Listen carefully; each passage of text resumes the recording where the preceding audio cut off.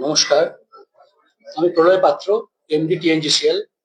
আমার ডান দিকে আছেন Shri S C Reang, director commercial TNGCL. আমার বাঁ দিকে আছেন সুব্রত দেবনাথ, সিএফও টিএনজিসিএল।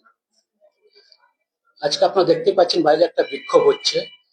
যে কারণটা জানার জন্য আমি একটু বিস্তারিতভাবে বলবো, যাতে আপনাদের বুঝতে সুবিধে হয়। এটা হচ্ছে যেটা এটার কারণ হচ্ছে আমরা একটা নতুন কন্ট্রাক্ট অ্যাওয়ার্ড করতে চলেছি, তার পে স্ট্রাকচার কি হবে সেই বিষয়ে।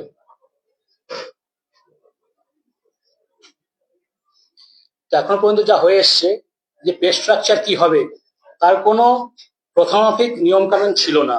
এরকমই টেন্ডার হওয়ার সময় কিছু আসছেন, বিক্ষোভ হতো, টিএনজিসিএল কর্তৃপক্ষের সঙ্গে কথাবার্তা হতো, তারপরে একটা নেগোসিয়েশন এরকম হয়ে তারপরে পে স্ট্রাকচার ঠিক হতো।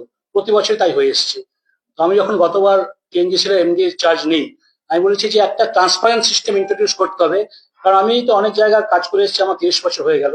এরকম সিস্টেম কোথাও নেই যেখানে কন্ট্রাক্টর বা এমপ্লয়িজ এজেন্সির সাথে বসে স্ট্রাকচার ঠিক করা হয়, একটা ট্রান্সপারেন্ট সিস্টেম থাকে। সেই জন্য আমি কি করলাম, সেন্ট্রাল গভর্নমেন্টের মিনিমাম ওয়েজেস, এটা কে নির্ধারণ করে? Central government. তারা মিনিমাম ওয়েজ নির্ধারণ করে, এবং সেই নির্ধারণ করার জন্য প্রত্যেক যে আমাদের এমপ্লয়িজ আছেন তাদের 4টে ক্যাটাগরিতে রাখতে হয়: high skilled, skilled, semi skilled, unskilled. সেটা করার জন্য কি criteria? Education qualification, experience and competency. তো আমরা প্রথমেই চেষ্টা করেছি যে যারা আমাদের কাজ করছেন তাদের এই 4টে ক্যাটাগরিতে কিভাবে কিভাবে সেট করা যায়, এবং তারপরেও স্পেশাল অ্যালাউন্স দিয়ে তারা বিগত দিনে যা পেয়ে এসছে তার থেকেও যেন একটা ভালো অ্যামাউন্ট আরো বেশি পায়। এবং এটা আরেকটা সুবিধা কি, আগে কি হতো, এই 3 বছরের জন্য একটা কন্ট্রাক্টে একটা ফিক্স করে দিল ইনক্রিমেন্ট, 3 বছরের জন্য কিন্তু এটা ফিক্স থাকতো। কিন্তু এই মিনিমাম ওয়েজ ইন্ট্রোডিউস করার পরে প্রতি 6 মাসে সেন্ট্রাল গভর্নমেন্ট রিভাইজ করে, ইনফ্লেশন বা অন্যান্য অবস্থার পরিপ্রেক্ষিতে মূল্যবৃদ্ধি সেগুলো কনসিডার করে রিভাইজ করেন। সেটা কিন্তু অটোমেটিক্যালি সমস্যা ছাড়া ছাড়া এনারা পাবেন, এদের কোনো ডেমনস্ট্রেশন করার দরকার হবে না। তো সেই ব্যাপারগুলো আমরা বুঝিয়েছি, অনেকবার এনাদের সাথে বুঝিয়েছি। আজকেও লাস্ট মিটিং ছিল, যেখানে আমরা বলেছি যে আমরা কি করতে পারবো কি পারবো না।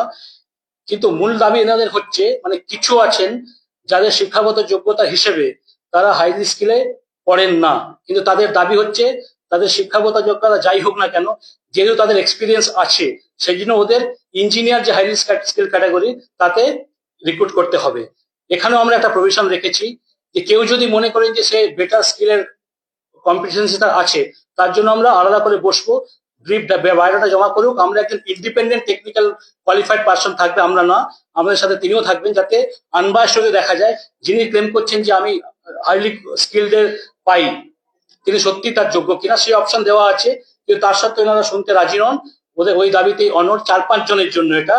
আর বাকি যারা এখানে সামিল হয়েছেন তারা কিন্তু, এটা দুটো কন্ট্রাক্টের জন্য, এটা হচ্ছে পিএনজি ওএনএম কন্ট্রাক্ট আর ফোরকোর্ট ম্যানেজমেন্ট। কিন্তু অনেকেই আছেন যারা এই দুটো কন্ট্রাক্টের সঙ্গে যুক্তই নয়, তবুও তারা আছেন, তারা জানেন না। যখন যখন এই কন্ট্রাক্ট গুলো আবার নতুন করে অ্যাওয়ার্ড হবে, প্রত্যেকের জন্য আমরা মিনিমাম ওয়েজটা ইন্ট্রোডিউস করব। এটা সেন্ট্রাল গভর্নমেন্টের। আর এই যে কম্পিটেন্সি, এক্সপিরিয়েন্স, এগুলো আমরা নিজে থেকে বানাইনি। এখানে আরো দুটো সেন্ট্রাল গভর্নমেন্টের কোম্পানি আছে, জেএল আর ওএনজিসি। ওনাদের যে টেন্ডারের যে ক্রাইটেরিয়া আছে আমরা সেই বেসিসেই বানিয়েছি। আমাদের তার একটু রিল্যাক্স, সেটাও আজকে সকালে দেখিয়েছি, কিন্তু তবুও তারা মানতে রাজি নয়। সেই জন্য ওরা বিক্ষোভ করছেন। ওনারা যে বলছেন ওরা বঞ্চনা হচ্ছে, মানছি না, মানবো না। এই প্রেস রিলিজের পরে আমি প্রত্যেক ক্যাটাগরিতে এখনো পর্যন্ত ওরা নেট স্যালারি, গ্রস স্যালারি কত পেয়ে এসছেন, আমরা কি প্রপোজ করছি, যেটা আপনাদের দিয়ে দেবো। তাহলে সবাই বুঝতে পারবেন যে সত্যি বঞ্চনা হচ্ছে কি হচ্ছে না। আমি যদি আনস্কিল থেকে শুরু করি, হাউসকিপিং যারা তাদের আনস্কিলদের ছিল, গ্রস ছিল 7,546, তাদের এখন গ্রস হবে 17,695। সব থেকে বেশি এরাই পাচ্ছেন, কারণ এরা ডিপ্রাইভড হয়েছেন। এরা কোনো স্কিল মানে ওই ক্যাটাগরাইজেশনে পড়তে না, একটা লামসাম দেওয়া হতো।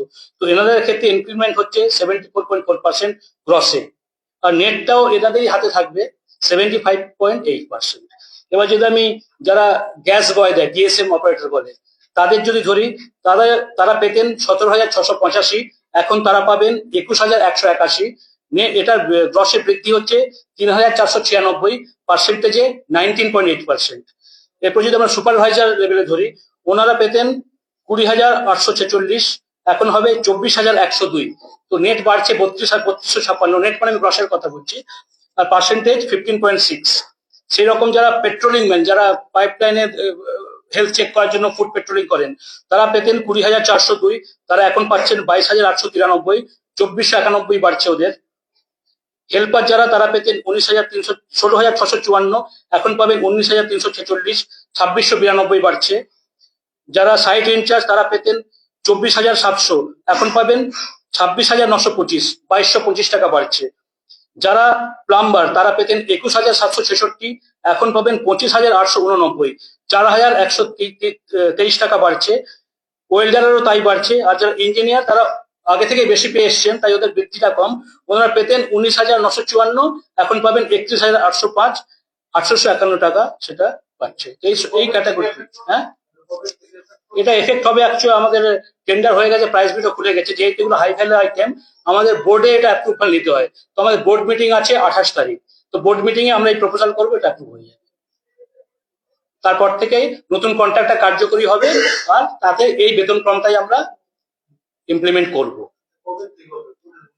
বোর্ড মিটিং যদি 28 ফেব্রুয়ারি হয়ে যায়, আমরা 1 মার্চ থেকে ইমপ্লিমেন্ট করে দেবো।